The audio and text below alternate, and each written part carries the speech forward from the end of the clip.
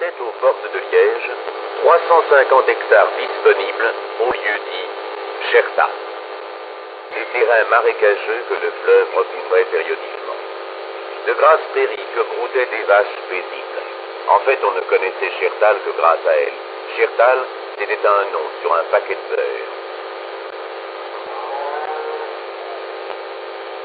Par l'intermédiaire de la Société provinciale d'industrialisation, Espérance Londeau acquiert ces terrains idéalement situés entre le canal Albert, la Meuse et la future autoroute Roi-Baudouin qui doit relier Anvers à Aix-la-Chapelle.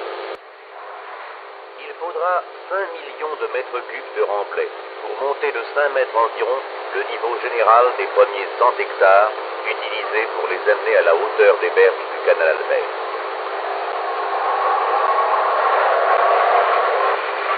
Les bulldozers complètent ce travail.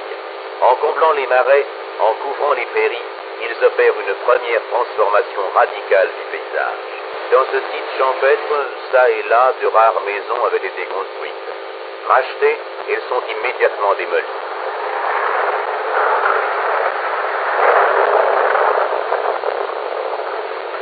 Rien n'interrompt le nivellement du sol, immense bourdonnement qui sans cesse se poursuit. Mais les remblais et les marécages n'ont qu'une faible portance. Pour supporter le poids énorme de l'usine future, il faut trouver le rocher à 10 mètres de profondeur.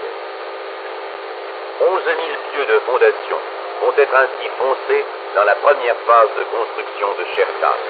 Et tandis que la ronde des camions poursuit le travail de remblai, tandis que les bétonneuses coulent chaque jour 600 mètres cubes de béton, déjà on assemble les premières charpentes métalliques.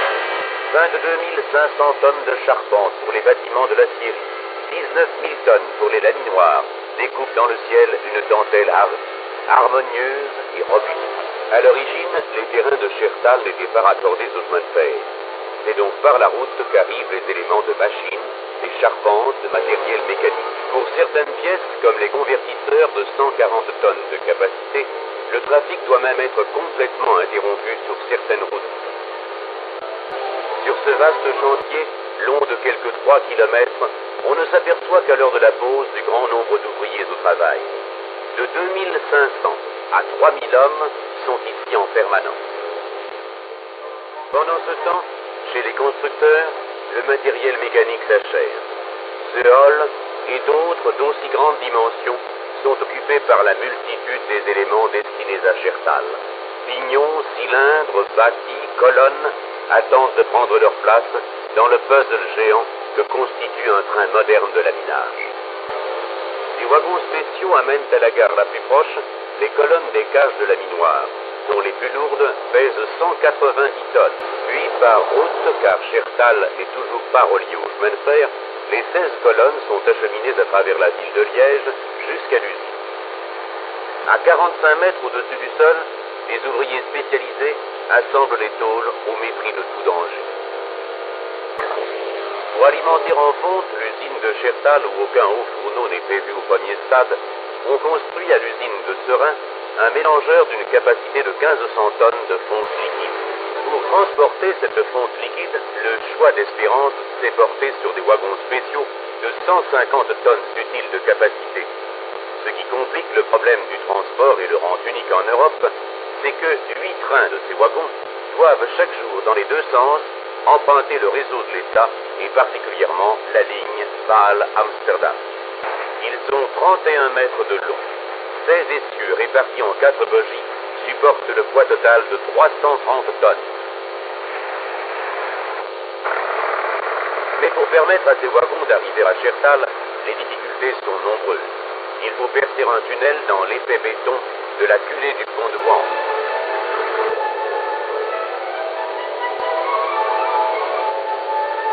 La charpente de 900 tonnes est assemblée sur chantier par 45 000 rivets. Il faut enfin poser 23 km de voies ferrées intérieures à travers toute l'usine et 4 km de l'usine à la gare la plus proche. Serein ne se borne pas à fournir à Chertal la fonte liquide. Elle lui fournit aussi l'oxygène dont une acierie moderne fait une consommation importante. Aussi installe-t-on un oxyduc de 22 km de long qui reliera les deux usines. L'oxyduc traversera la ville de Liège d'un bout à l'autre. Nous sommes au printemps 1963. 20 mois seulement se sont écoulés depuis le fonçage du premier pieu de fondation. Le 16 mai va s'effectuer la première coulée à l'usine de Chertal. Dans l'usine de Seraing, on remplit le wagon Bosch qui va amener la fonte liquide destinée au premier soufflage de la nouvelle aciérie. La production du nouveau complexe sidérurgique va commencer. Chertal sera inauguré par le roi Baudouin au moment précis où Espérance Londeau fêtera son 100e anniversaire de producteur de tôle fine. Ainsi, en moins de 2 ans, sur un terrain marécageux, recouvert périodiquement par la Meuse, s'est érigée une nouvelle usine sidérurgique moderne. Dans un premier stade, elle va permettre de porter la capacité de production d'Espérance Londeau à 1 600 000 tonnes d'acier par an.